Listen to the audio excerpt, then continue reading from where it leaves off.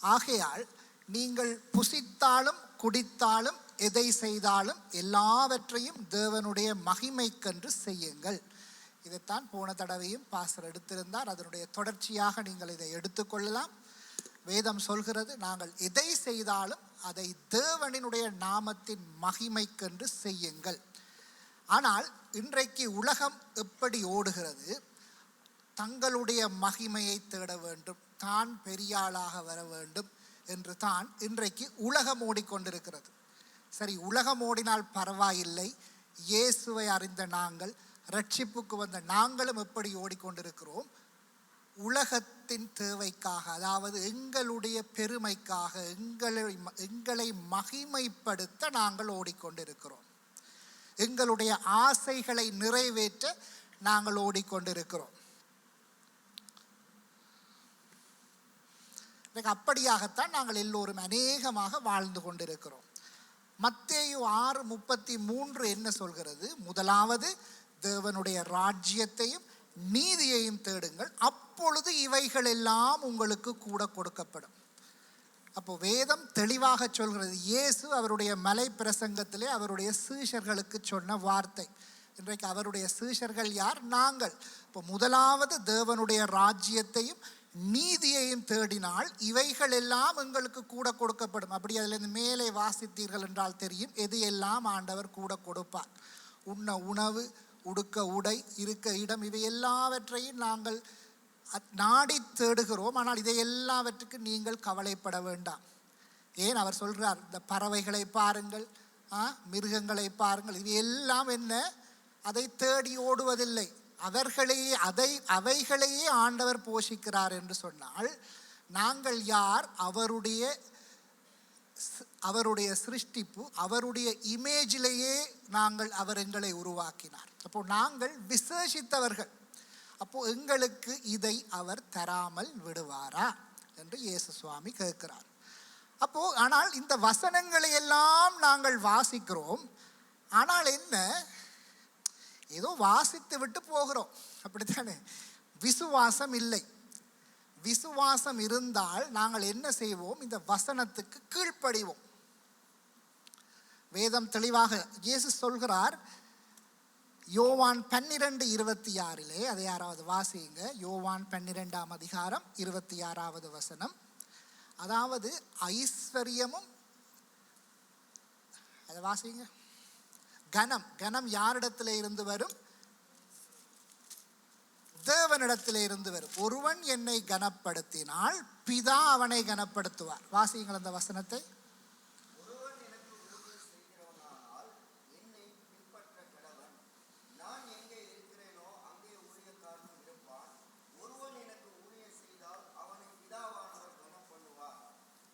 ஒருவன் எனக்கு ஊழியம் செய்தால் பிதா அவனை கனப்படுத்துகிறார். அதுபோல பழைய ஏற்பாட்டிலே 1 நாளாகமம் 29ஆம் அதிகாரம் 12ஆம் வசனம் சொல்கிறது, ஐஸ்வர்யமும் கனமும் உம்மாலே வருகிறது. ஐஸ்வர்யமும் கனமும் யார் தருவது? ஆண்டவர் தருவது. ஆனால் இன்றைக்கு நாங்கள் ஐஸ்வர்யவான் ஆக வேண்டும் என்று சொல்லி, ஏன், பணம் இருந்தால்தான் மற்றவன் மதிப்பான், அப்படித்தானே? அப்போ எங்களுடைய பெருமைக்காக, எங்களை மகிமைப்படுத்த நாங்கள் ஓடிக்கொண்டிருக்கிறோம். ஆனால் ஐஸ்வர்யத்தை தருவது யார்? ஆண்டவர். ஆண்டவர் தருகின்ற ஐஸ்வர்யத்தோடு அவர் வேதனையை கூட்டார் என்று வேதம் சொல்கிறது. ஆனால் நாங்கள் தேடுகின்ற ஐஸ்வர்யம் எப்படிப்பட்டதாக இருக்கிறது? அது தீமோத்தேயுவிலே சொல்கிறார், பவுல் எழுதுகிறார். 1 தீமோத்தேயு 6ஆம் அதிகாரம் 9ஆம் வசனம். ஐஸ்வர்யவான்களாக விரும்புகிறவர்கள் சோதனையிலும் கண்ணியிலும் மனுஷரை கேட்டிலும் அழிவிலும் அமிழ்த்துகிற மதிகேடும் சேதமான பலவித இச்சைகளிலும் விழுகிறார்கள். அப்போ இந்த ஐஸ்வர்யத்தை தேடி ஓடுபவர்கள் சோதனைகளில் அகப்படுவார்கள், பலவித இச்சைகளுக்கு போய் பாவத்திலே விழுவார்கள். இப்போ இன்றைக்கு நீங்கள் பாருங்கள், இந்த நைட் கிளப்ஸ் இருக்கிறது, கசினோ இருக்கிறது, அங்கெல்லாம் யார் போகிறார்கள்? பணக்காரன் தான் போகிறான். அப்போது இது பலவித இச்சைகளிலே விழுந்து பாவத்திற்கு போய் அந்த ஆத்துமா நித்திய நரகத்திற்கு சென்றுவிடும். ஆனால் ஆண்டவர் தருகின்ற ஐஸ்வர்யம், நாங்கள் அவரை மகிமைப்படுத்த ஓடுவோம் என்று சொன்னால் அவர் எங்களுக்கு என்னத்தை தருவார்? அவர் எங்களுக்கு கனத்தை தருவார், அவர் எங்களை மகிமைப்படுத்துவார். ஆமென். மகிமையும் கனமும் ஆண்டவரிடத்திலே இருந்து வருகிறது. எங்களை யார் மகிமைப்படுத்த வேண்டும்? பிதா மகிமைப்படுத்த வேண்டும். அப்போ இன்றைக்கு நாங்கள் அப்படி இருக்கின்றோமா? நன்றாக சிந்தித்து பாருங்கள். அப்போ பழைய ஏற்பாட்டிலே இருந்து ஒரு மனுஷனை காட்டுகிறேன். இவர் அதாவது தேவனினுடைய நாமம் அவருடைய வாழ்க்கையிலே மகிமைப்பட வேண்டும் என்று அவருடைய வாழ்க்கையை அவர் ஓடினார். அவர் எப்படி ஓடி முடித்தார் என்பதை பார்ப்போம். அந்த மனிதன் வேறு யாருமல்ல, யோசேப்பு. யோசேப்பு யாக்கோபினுடைய 11வது பிள்ளை. யாக்கோபுக்கு செல்ல பிள்ளை. ஏனென்று சொன்னால் யாக்கோபு வயது சென்றவராக இருக்கும் பொழுது பிறந்தவன். அது மட்டுமல்ல, அவருடைய அன்பு மனைவியான ராகேலுக்கு பிறந்தவன். அப்போ அதனால் இவன் மீது கொஞ்சம் பாசம் அதிகம் யாக்கோபுக்கு. அப்போ இதனால் அவனுடைய சகோதரர்கள் அவனை வெறுத்தார்கள், அவனிலே பொறாமைப்பட்டார்கள். இப்போ சிறு வயதிலே இருந்தே அங்கே சகோதர பகை அவர்கள் கூடாக. ஆனால் யோசேப்பு அப்படி இருக்கவில்லை. என்ன நடந்தது? இவன் 2 சொப்பனம் கண்டான். அந்த 2 சொப்பனத்திலும் அந்த சொப்பனத்தின் அர்த்தத்தை சொல்லுகிறேன். அதாவது தாய் தகப்பன் இவனுடைய சகோதரர்கள் இவனை வணங்குவது போல. இந்த சொப்பனத்தை இவன் அவர்களுக்கு சொல்ல அவர்களுக்கு இவன் மீது இன்னும் பொறாமை வந்துவிட்டது, கொலை வெறியே வந்துவிட்டது என்று சொல்லுவோம். ஏனென்று சொன்னால் அவர்கள் இவனை கொலை செய்ய பார்த்தார்கள், குழியிலே போட்டார்கள், கடைசியிலே இவனை அடிமையாக விற்று போட்டார்கள் இஸ்மவேலருக்கு. அந்த இஸ்மவேலர் அவனை கொண்டு போய் எகிப்திலே போர்த்திபார் என்கிற ஒரு பெரிய அதிபதிக்கு அவனை விற்று போட்டார்கள் அடிமையாக. இப்போ இவன் ஒரு சொப்பனம் கண்டான் தானே. என்ன? இவன் ஒரு பெரிய ஆளாக வரப்போகிறான். சகோதரர்கள் தகப்பன் தாய் எல்லோரும் இவனை வணங்குவது போல கண்டான். ஆனால் இப்போ இவன் போகின்ற பாதை என்ன? அடிமைத்தனமான வாழ்க்கை. சகோதரர்கள் பகைத்தார்கள், இப்போ அடிமையாக விற்கப்பட்டு விட்டான். ஆனால் இவன் அடிமையாக போர்த்திபார் வீட்டுக்கு போன பொழுதும் அவனுடைய நேர்மை, ஏனென்று சொன்னால் அவன் தன்னுடைய அந்த கஷ்ட நிலைமையிலும் அடிமை நிலைமையிலும் போகும்போதும் அவன் ஒன்றை மட்டும் மறக்கவில்லை. என்ன? ஆண்டவரை தான் மகிமைப்படுத்துபவனாக வாழ வேண்டும். போர்த்திபார் வீட்டிலே அவன் மிகவும் நேர்மையாக இருந்தான். அவனுடைய அந்த வாழ்க்கை பரிசுத்தமாக இருந்தது. அவன் செய்கின்ற காரியங்கள் எல்லாம் சரியாக செய்தான். அப்போ போர்த்திபார் என்ன செய்தான்? அவனை எல்லா வேலைக்காரருக்கும் விசாரணைக்காரனாக அவனை அந்த அடிமைத்தன வாழ்க்கையிலும் உயர்த்தினான். ஆமென். அப்போ அவன் கர்த்தரை மகிமைப்படுத்த வேண்டும் என்று அவன் கஷ்டத்திலே போகும் பொழுதும் அவன் அதை செய்தான். இன்றைக்கு நாங்கள் என்ன செய்கிறோம்? ஒரு சின்ன பிரச்சனை வந்தால், ஒரு சின்ன சோதனை கூடாக போகும்போது, அல்ல ஒரு நோய் நொடி ஏற்பட்டு விட்டால் ஆண்டவரே கேள்வி கேட்கிற அளவிலே தான் நாங்கள் இருக்கிறோம். அப்படித்தானே? ஏதோ ஒரு பிரச்சனைக்குள்ள வந்து விட்டால் ஆண்டவரை விட்டு பின்வாங்கி விடுகிறோம். ஏனென்று சொன்னால் எங்களுடைய விசுவாசம் அப்படித்தான் இருக்கிறது. அதனால்தான் நாங்கள் இதற்கு கீழ்ப்படிவதில்லை, இந்த வேதத்திற்கு. இதை நாங்கள் விசுவாசித்தோம் என்றால் இன்றைக்கு நாங்கள், எங்களுடைய சபை அப்படி இருக்கும். ஆமென். விசுவாசிக்க வேண்டும் ஆண்டவருடைய வாழ்க்கை. இவன் அந்த சொப்பனத்தை விசுவாசித்தான். ஆண்டவர் காட்டிய அந்த சொப்பனத்தை விசுவாசித்தான். அவனுக்கு தெரியும் ஆண்டவர் அவனை ஒரு கட்டத்திலே உயர்த்துவார் என்று. அடிமைத்தன வாழ்க்கையிலும் அவனுக்கு பிரச்சனை வந்தது. என்ன? போர்த்திபாரின் மனைவி, இவன் அழகான வாலிபன், இவன் மீது ஆசை கொண்டு இவனை சயனிக்க அழைக்கிறாள். இவன் போகவில்லை. இவன் சொல்கிறான், இது ஆதியாகமம் 31ஆம் அதிகாரத்திலே இந்த சம்பவம் இருக்கிறது. 39 இருந்து 41 வரை நீங்கள் வாசிக்க வேண்டாம், நான் சொல்கிறேன், நேரம் குறுகியதாக இருப்பதால். போர்த்திபாருடைய மனைவி இவனை சயனிக்க அழைக்கும் பொழுது இவன் சொல்கிறான், கர்த்தருக்கு விரோதமாக நான் எப்படி பாவம் செய்வேன், தேவனுக்கு விரோதமாக நான் எப்படி பாவம் செய்வேன் என்று இவன் வர முடியாது என்று சொல்கிறான். இவன் சொல்லவில்லை போர்த்திப்பாருக்கு எதிராக நான் எப்படி பாவம் செய்தேன் என்று.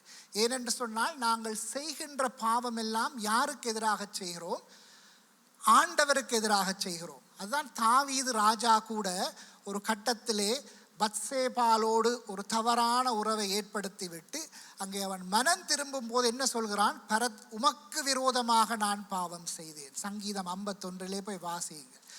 ஆண்டவருக்கு விரோதமாக நான் பாவம் செய்தேன் என்று சொல்லி.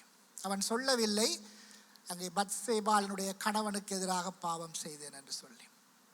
அப்போ அப்படியாக நாங்கள் செய்கின்ற பாவம் எல்லாம் ஆண்டவருக்கு எதிராக செய்கிறோம் என்பதை நாங்கள் நினைத்தோம் என்றாலே எங்களால் செய்ய முடியாது என்று சொன்னால், திருவிருந்திலே நாங்கள் இன்றைக்கு பார்த்தோம் என்ன, அவருடைய சரீரம் மரணத்தை நினைவு கூறும்படி இதை செய்யுங்கள். ஏன் அவர் எங்களுக்காக சிலுவையிலே மரணித்தார்?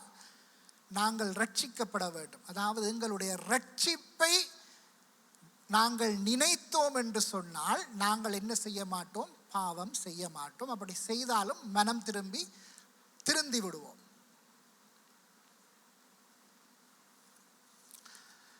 இப்போ இவன் போர்த்திப்பாரின் மனைவியோடு இவன் போகவில்லை என்று சொல்லி இவன் மீது பொய் குற்றம் சாட்டி இப்போ இவனை ஜெயிலிலே போட்டு விடுகிறார்கள். இப்போ சிறை வாழ்க்கை.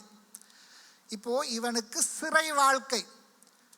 எங்களை ஜெயிலில் போட்டால் நாங்கள் அதுதான், ஆண்டவரை விட்டு அப்படியே போய்விடுவோம். இன்றைக்கு அநேகர் ஆண்டவரை விட்டு பின்வாங்குவதற்கு காரணம் அவர்கள் உண்மையாகவே ரட்சிப்பை ருசி பார்க்கவில்லை, ரட்சிப்பு என்பதை அறியவில்லை, ரட்சிப்பு என்ன என்பதை அறியவில்லை.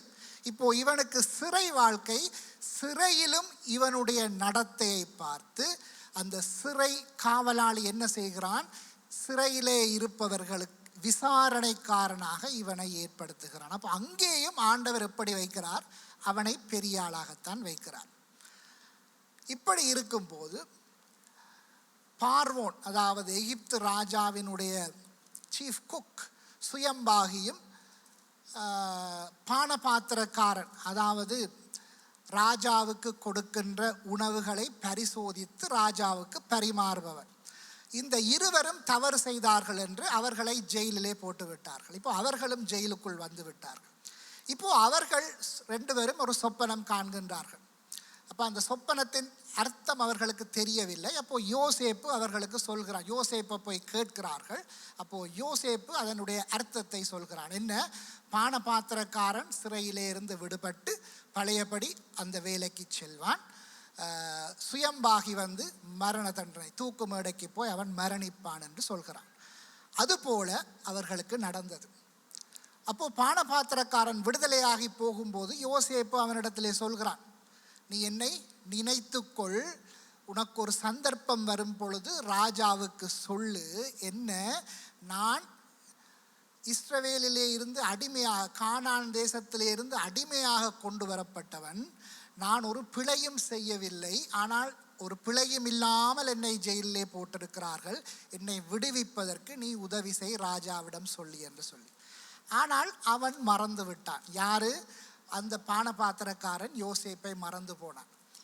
ஆனால் இப்படி இருக்கும் பொழுது ஒரு 2 வருஷம் கழித்து இப்போ ராஜா ஒரு சொப்பனம் காண்கிறார். அப்போ 2 வருஷம், இவர் இன்னும் அதிக 2 வருஷம் சிறையில் இருக்கிறார். ராஜா ஒரு சொப்பனம் காண்கிறார், பார்வோன் ஒரு சொப்பனம் காண்கிறான். அதற்கு எகிப்திலே அதை புரிய வைப்பதற்கு யாருமே இல்லை, வெளிப்படுத்துவதற்கு யாருமே இல்லை.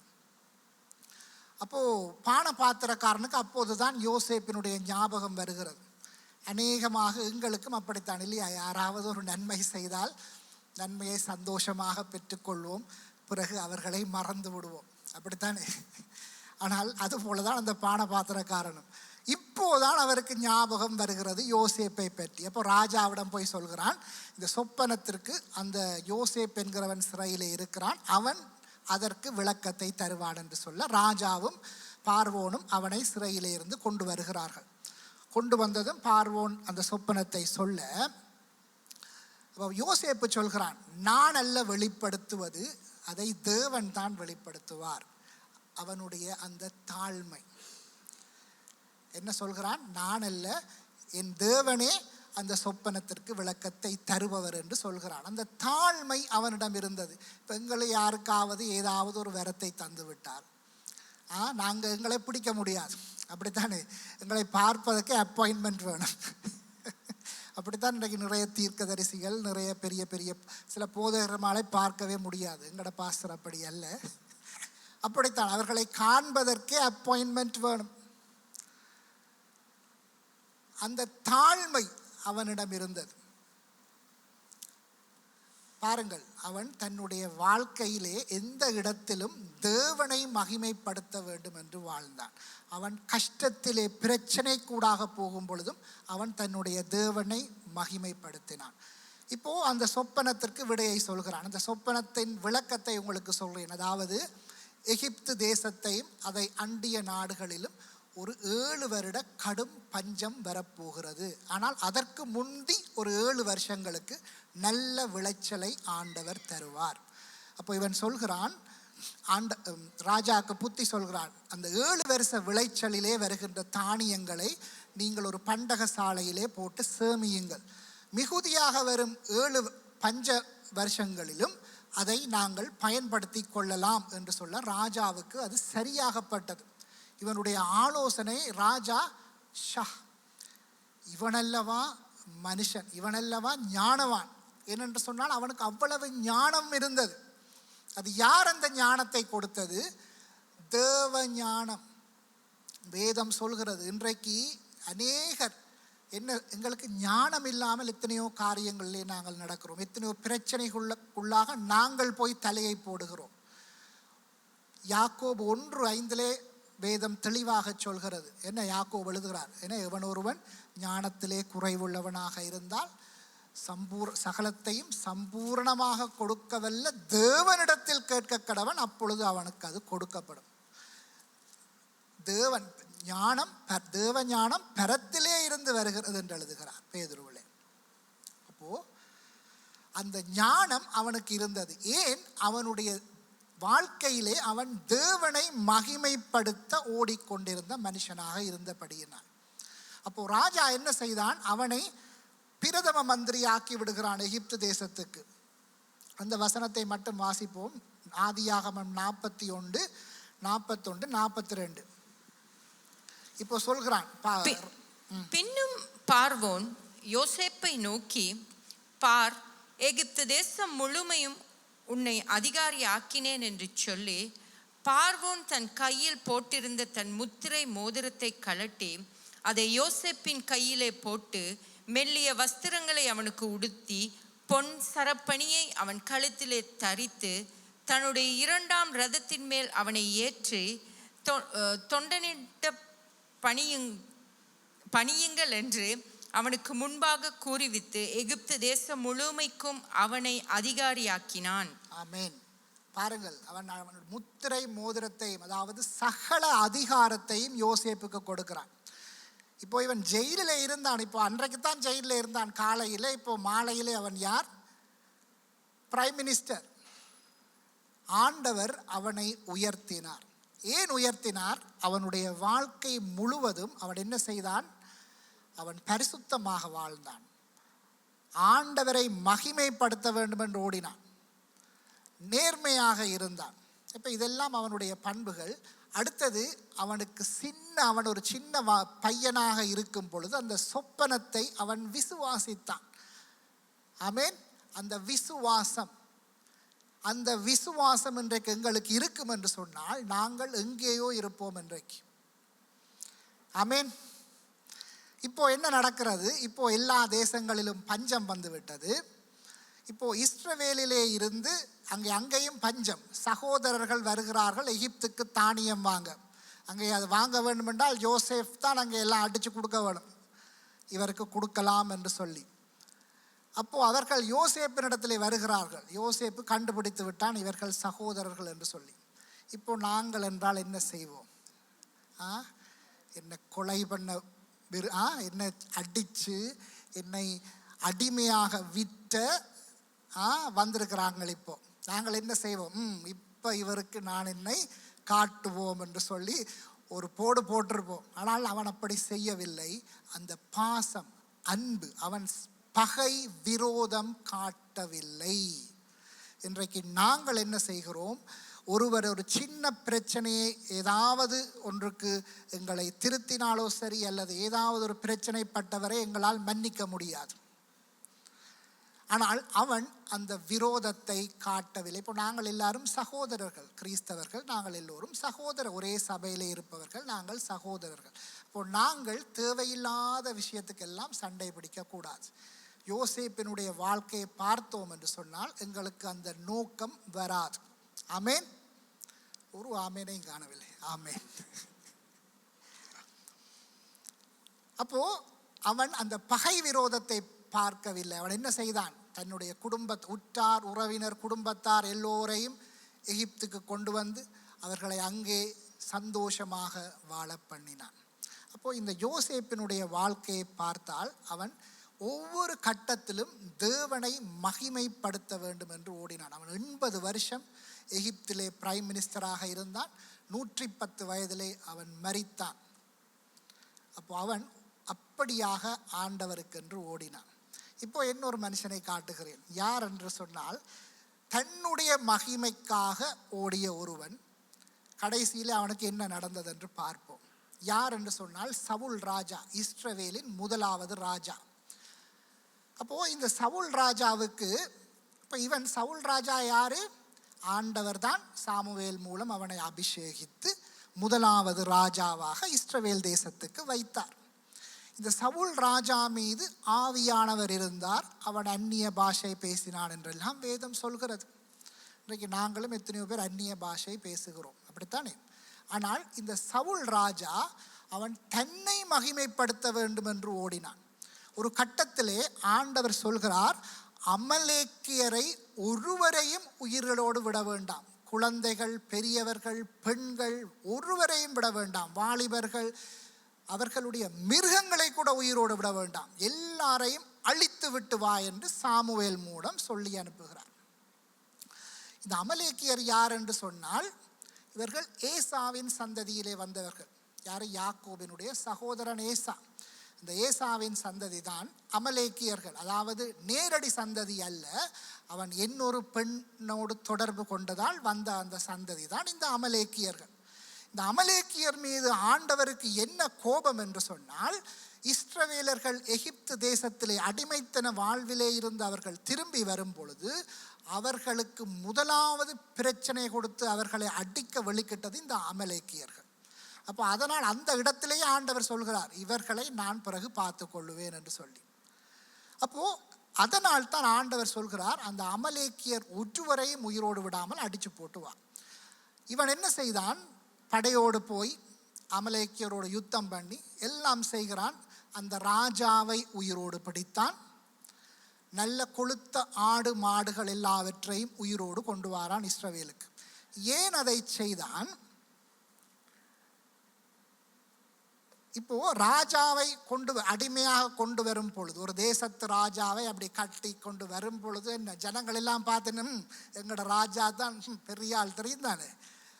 தன்னை மகிமைப்படுத்த ஆண்டவர் சொல்கிறார், ஒருவரையும் உயிரோடு விட வேண்டாம் என்று சொல்ல, இவன் தன்னுடைய மகிமைக்காக அந்த அமலேக்கியர்களின் ராஜா ஆகாகை உயிரோடு பிடித்து கொண்டு வந்தான்.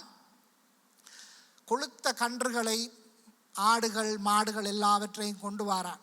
சாமுவேல் கேட்கிறார், என்ன இந்த சத்தமத்தை நான் கேட்கிறேன், இதெல்லாம் என்ன?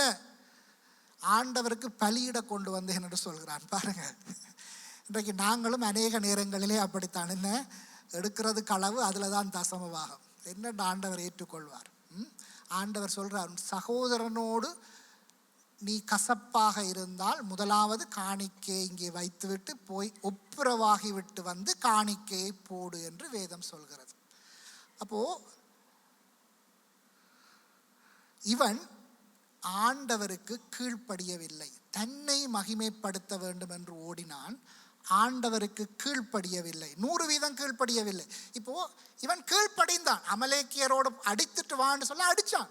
இப்போ நாங்களும் அப்படித்தான், எல்லா வார்த்தைக்கும் கீழ்ப்படிவதில்லை.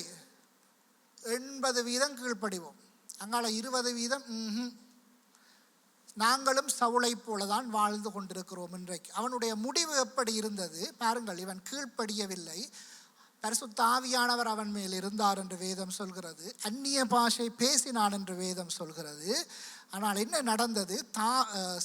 சாமுவேல் தீர்க்கதரிசி போய் சொல்கிறார், ஆண்டவர் சொல்கிறார், இவனை நான் ராஜாவாக இனி வைப்பதில்லை, இந்த ராஜ்ய பாரத்தை இன்னொரு மனுஷனுக்கு கொடுத்து விட்டேன் என்று சொல்லி தாவீது ராஜாவை ராஜாவாக்குகின்றான். இந்த சம்பவம் 1 சாமுவேல் 15ஆம் அதிகாரத்தில் இருக்கிறது, போய் வாசியுங்கள். அப்போ என்ன நடக்கிறது? இப்போ இவனுடைய ராஜ்ய பாரத்தை ஆண்டவர் எடுத்து போட்டு விட்டார். இப்போ இவனுடைய முடிவு எப்படி இருந்தது? இப்போ பெலிஸ்தரோடு யுத்தம் வருகிறது. யுத்தம் வருகிறது, இவன் தோல்வி அடைகிறான். இப்போ இவனுக்கு காயம் ஏற்பட்டு விட்டது. அப்போ அவர்கள் துரத்தி கொண்டு வருகிறார்கள் இவனை கொல்லுவதற்கு, இவனை பிடித்து கொண்டு போறதுக்கு. அப்போ இவன் சொல்கிறான், இவனால் ஓட முடியவில்லை, ஏனென்று சொன்னால் காயம் பட்டு விட்டது. தன்னுடைய போர் சேவகனுக்கு சொல்கிறான், நீ உன்னுடைய வாளினால் என்னை கொன்று போடு, அந்த விருத்த சேதனம் இல்லாத பெலிஸ்தரின் கையிலே நான் மடிவதை பார்க்கிலும் நீ என்னை கொன்று போடு என்று சொல்கிறான். ஆனால் அந்த போர் வீரன் சொல்லுகிறான், என்னால் முடியாது ராஜா, நீங்கள் ராஜா, உங்களை கொள்ள என்னால் முடியாது என்று அவன் பின்வாங்க, சவுல் என்ன செய்கிறான்? தன்னுடைய வாளையே அந்த மலனிலே குத்திவிட்டு அதன் மேல் விழுந்து தற்கொலை செய்து கொள்கிறான். அவனுடைய முடிவு தற்கொலை. ஆண்டவருடைய 10 கட்டளைகளிலே ஒன்று கொலை செய்யாதிருப்பாயாக. தற்கொலை, அதாவது தன்னைத்தானே கொலை செய்கிறான். அது பாவம். அவன் பாவத்திலே ஆண்டவருக்கு கீழ்ப்படியவில்லை. ஆவியானவர் கூட இருந்தார், அந்நிய பாஷை பேசினான். ஆனால் தன்னுடைய மகிமைக்காக ஓடினபடியினால் பாவத்திலே விழுந்தான், பாவத்திலே மரித்தான். இதை ஏன் இந்த வேதம் எங்களுக்கு சொல்கிறது என்று சொன்னால், இதெல்லாம் ஒரு பாடம் எங்களுக்கு. இன்னொரு மனுஷனையும் கொஞ்சம் குயிக்காக பார்த்து விட்டு நான் செய்தியை முடிக்க விரும்புகிறேன். இது புதிய ஏற்பாட்டிலே இருந்து பவுல். இந்த பவுல் அடிகளார் 12 அப்போஸ்தலர்களில் ஒருவர். இந்த பவுல், அவர் சவுலாக இருந்த காலத்திலே ஒரு பரிசேயர், ஆண்டவருக்கு வைராக்கியமாக இருந்த மனுஷன் என்ன செய்தான்? கிறிஸ்தவர்களை கொடுமைப்படுத்தினான். கிறிஸ்தவர்களை கொடுமைப்படுத்தினான். அந்த ஸ்தேவானை கொன்ற போதும் அந்த இடத்திலே சவுல் நின்றான், பவுல் நின்றான் என்று சொல்கிறது வேதம். அப்போ இந்த பவுல், இவன் ஒரு பரிசேயன், என்ன செய்கிறான்? இப்போ தமஸ்குவிலே இருக்கிற கிறிஸ்தவர்களை துன்புறுத்துவதற்கு, அவர்களை எருசலேமுக்கு கூட்டிக் கொண்டு வந்து துன்புறுத்துவதற்கு பிரதான ஆசாரியனிடம் கடிதத்தை வாங்கி கொண்டு போகின்றான். போகின்ற வழியிலே ஒரு சம்பவம் நடக்கிறது. என்ன நடக்கிறது? ஆண்டவராகிய இயேசு கிறிஸ்துவை அவன் சந்திக்கிறான். ஆண்டவர் இயேசு கிறிஸ்து அவனை சந்திக்கிறார். ஒரு ஒளி அவனை சூழ்ந்தது. அவன் அப்படியே விழுந்தான். அவன் கேட்கிறான், யார் நீர் என்று சொல்லி. அதை வாசிப்போம்.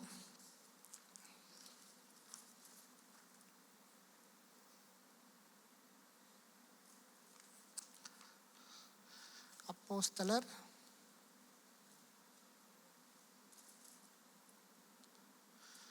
அந்த சத்தம் கேட்கிறது, சவுளே சவுளே, நீ என்னை ஏன் துன்பப்படுத்துகிறாய்? தன்னுடனே சொல்லுகிற ஒரு சத்தத்தை கேட்டான் அந்த ஒளியிலே இருந்து. அதற்கு அவன், ஆண்டவரே நீர் யார் என்றான். அதற்கு கர்த்தர், நீ துன்பப்படுத்துகிற இயேசு நானே, முள்ளில் உதைக்கிறது உனக்கு கடினமாம் என்றார். அவன் அடுத்ததாக கேட்கிறான், ஆண்டவரே நான் உமக்கு என்ன செய்ய வேண்டும்? அவனுடைய அடுத்த பதிலை பாருங்கள். ஆண்டவரே நான் என்ன செய்ய சித்தமாயிருக்கிறீர்? அவன் இயேசுவை சந்தித்தான். அந்த கணமே அவனுடைய வாழ்க்கை மாறுகிறது. பழைய ஏற்பாட்டிலே சகேயு, இயேசு கூப்பிடுகிறார், சகேயுவே. இயேசு வீட்டுக்கு போகும் பொழுது ஆண்டவர் ஒன்றுமே சொல்லவில்லை. ஆனால் சகேயு என்ன சொல்கிறான்? ஆண்டவரே நான் அநியாயமாக வாங்கிய ஒவ்வொரு இடத்திலிருந்து நீ நாளத்தனையாக அதை திருப்பி கொடுக்கிறேன். அவனுடைய வாழ்க்கை மாறியது. இயேசுவை பார்த்ததும் அவனுடைய வாழ்க்கை மாறியது. பவுல் இயேசுவை கண்டதும் அவனுடைய வாழ்க்கை மாறியது. அதற்கு பின்பதாக பவுல் தன்னுடைய வாழ்க்கை முழுவதும் இயேசுவை மகிமைப்படுத்த வேண்டும் என்று ஓடிய ஒரு மனுஷன். எப்படி ஓடினான்?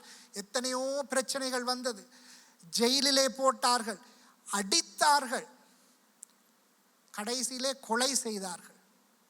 இயேசு, அதாவது அவன் அந்த கஷ்டங்களுக்குள்ளாக போகும் பொழுதும் ஒரு இடத்திலும் அவன் ஆண்டவரை விட்டு பின்வாங்கவில்லை. அவன் இயேசுவை மகிமைப்படுத்த வேண்டும் என்று தன்னுடைய வாழ்நாள் முழுவதும் ஓடிய மனுஷன் பவுல். அந்த பவுல் தான் என்ன செய்தார்? புறஜாதியாராகிய எங்களுக்கு சுவிசேஷத்தை கொண்டு வந்ததன் முக்கிய பங்கு பவுலை. அவர் தான் முதலாவது புறஜாதியாருக்கு சுவிசேஷத்தை கொண்டு போனார். ஆண்டவருக்காக ஓடினார் அந்த பவுல். அதனால் தான் அவர் சொல்கிறார், அது அவருடைய வாழ்க்கையை நீங்கள் வாசித்து பார்த்தீர்களா தெரியும். அப்போஸ்தலர் நடவடிக்கைகள் கலாத்தியர் 2:20 சொல்கிறார், கிறிஸ்துவுடனே கூட சிலுவையில் அறையப்பட்டேன், ஆயினும் பிழைத்திருக்கிறேன். இனி நான் அல்ல, கிறிஸ்துவே எனக்குள் பிழைத்திருக்கிறாள். நான் இப்பொழுது மாம்சத்தில் பிழைக்கிறதோ, என்னில் அன்பு கூர்ந்து எனக்காக தம்மை தாமே ஒப்பு கொடுத்த தேவனுடைய குமாரனை பற்றும் விசுவாசத்தினாலே பிழைத்திருக்கிறேன். அப்படி சொல்லக்கூடிய, ஏனென்று சொன்னால் அவர் இயேசுவுக்காக வாழ்ந்தார். இன்றைக்கு நாங்கள் ரட்சிப்படைந்திருக்கிறோம், இயேசுவை எங்களுடைய வாழ்க்கையிலே ருசி பார்த்திருக்கிறோம். அப்படித்தானே? நீங்கள் எல்லாருமே இயேசுவை, ரட்சிப்பை ருசி பார்த்தவர்கள் என்று நான் நினைக்கிறேன். அந்த இயேசுவை நாங்கள் ருசி பார்த்திருந்தோம் என்று சொன்னால் எங்களுடைய வாழ்க்கை மாற வேண்டும். இயேசுவுக்காக நாங்கள் ஓடுபவர்களாக இருக்க வேண்டும். ஐஸ்வர்யமும் கனமும் அவரிடத்தில் இருந்து வரும், அதை தேடி நீங்கள் ஓட வேண்டாம். ஆண்டவர் தருவார். ஆண்டவருடைய வேலைகளை நாங்கள் ஒழுங்காக செய்தால், எங்களுடைய வேலை, இப்போ நாங்கள் உலகத்தில் இருக்கிறோம், எங்களுடைய வேலையிலே நாங்கள் நேர்மையாக அதை சரியாக செய்தால் ஆண்டவர் எங்களை உயர்த்துவார். ஆமென். ஆண்டவர் தான் எங்களை உயர்த்துவது. இப்படி, அதாவது இந்த பவுல் இவ்வளவு பிரச்சனைகளுக்கூடாக போறார். இப்போ அந்த ஆண்டவரை, இயேசுவை ருசி பார்த்த நாம் அப்படி வாழ வேண்டும் என்று சொன்னால் எங்களுக்கு சில காரியங்கள், எங்களுடைய வாழ்க்கை மாற வேண்டும். எங்களுக்கு ஈகோ இருக்கப்படாது. நான் பெருசு நீ பெருசு இல்லை. நாங்கள் எல்லோருமே சமம். ஆண்டவருக்கு முன்பாக நாங்கள் எல்லோருமே சமம். அது எங்களுக்கும் வர வேண்டும். ஈகோ இருக்கப்படாது. இவர் சொல்லி நான் என்னத்தை செய்கிறது? நாங்கள் இப்படித்தானே பார்க்குறது. இவர் யார் எனக்கு சொல்றது? இல்லை. அந்த ஈகோ இருந்தால் இயேசு எங்களிடம் இல்லை என்ற கருத்து. அதை புரிந்து கொள்ளுங்கள். அடுத்தது பொறாமை. சகோதரன் நன்றாக வந்தால் மற்ற சகோதரனுக்கு பொறாமை. பொறாமை எங்களுக்குள் இருக்கக்கூடாது. அடுத்தது கசப்பு. கசப்பு பாவம். வேதம் சொல்கிறது கசப்பு பாவம். எத்தனையோ பேர் முந்தி செய்த காரியங்களை இப்பவும் நினைத்து நினைத்து அவர்களை திட்டி கொண்டு இருக்கிறோம். அப்படித்தானே? அதை நாங்கள் மறக்க வேண்டும், மன்னிக்க வேண்டும். கசப்பு எங்களுக்குள் இருக்கப்படாது. அடுத்தது தேவையில்லாத கோபம். வேதம் சொல்கிறது கோபம் வந்தால் பரவாயில்லை, ஆனால் அது பாவமாக மாறக்கூடாது. சூரிய உதயத்துக்கு முன்பதாக அந்த கோபத்தை விட்டுவிட வேண்டும் என்று வேதம் சொல்கிறது. அப்போ தேவையில்லாமல் நாங்கள் கோபப்படக்கூடாது. இப்படி பவுல் வாழ்ந்த, அவருடைய வாழ்க்கை வாசி பாருங்க. இப்படி அவர் வாழ்ந்ததால் தான் அவர் என்ன சொல்கிறார்? வாசிப்போம். 2 தீமோத்தேயு 4:7-8 4ஆம் அதிகாரம் 7-8.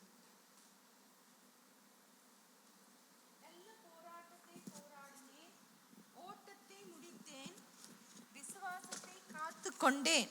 இது முதல் நீதியின் கிரீடம் எனக்காக வைக்கப்பட்டிருக்கிறது. நீதியுள்ள நியாயாதிபதியாகிய கர்த்தர் அந்நாளிலே அதை எனக்கு தந்தருள்வார். எனக்கு மாத்திரமல்ல, அவர் பிரசன்னமாகுதலை விரும்பும் யாவருக்கும் அதை தந்தருள்வார். ஆமென். நல்ல போராட்டத்தை போராடினேன், ஓட்டத்தை ஓடி முடித்தேன், விசுவாசத்தை காத்து கொண்டேன். இன்றைக்கு நாங்கள் இந்த வசனத்தை சொல்ல தகுதியுடையவர்களாக இருக்கிறோமா? ஒவ்வொருவர் மரணிக்கும் போதும் நாங்கள் சொல்லிவிடுகிறோம், நல்ல போராட்டத்தை போராடினார், ஓட்டத்தை ஓடி முடித்தார் என்று சொல்லி. ஆனால் அந்த வாழ்க்கையை யோசித்து பார்த்தார், அதெல்லாம் ஒரு கொஸ்டின் மார்க். அப்போது இன்றைக்கு நாங்கள் உயிரோடு இருக்கிறோம்.